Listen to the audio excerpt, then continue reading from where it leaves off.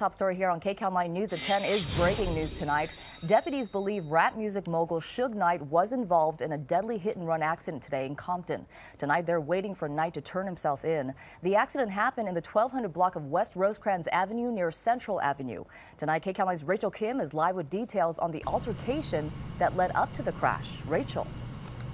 Susie and Elsa, this altercation happened just across the street from us in that parking lot. You can see it is still a very active scene. Detectives say at this point, Suge Knight is a person of interest. They tell us they've recovered and impounded his red pickup truck in a Westwood parking lot. Now they're waiting for him to surrender.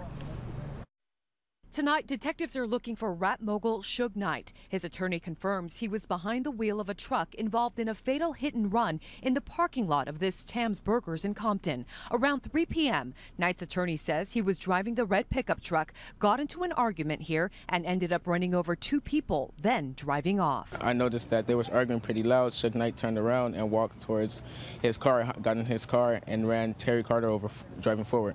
Detectives confirm Suge Knight was involved in an altercation about 20 minutes before at another location in Compton, where the biopic Straight Outta Compton was being filmed, according to Deadline.com. They say Knight was in his red pickup there. And now red pickup truck's involved in this, and those people were also at the other altercation. So, yes, it all suggests that he was the person driving that truck.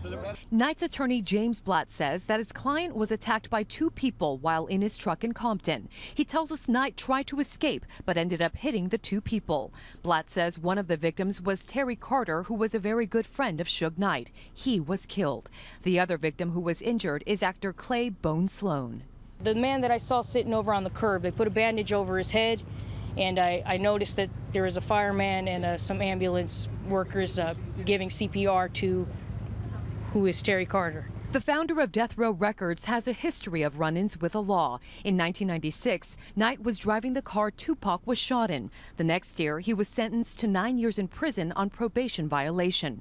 Then in 2001, Knight was released from prison but sent back 2 years later. In 2006, he filed for bankruptcy. And just last year, Knight was shot at a party hosted by Chris Brown. For me to see this go on over argument, I mean, like I said, it was very shocking. So far, the people we've talked to said it looked like it was an intentional act, so we're handling it as a homicide. Detectives just told us they have spoken with James Blatt, Suge Knight's attorney. Blatt says that Knight will surrender himself sometime tonight or tomorrow morning, but they still don't know where he is. Blatt also adds when all is said and done, Knight will be exonerated. Reporting live tonight in Compton, Rachel Kim, KCAL 9 News.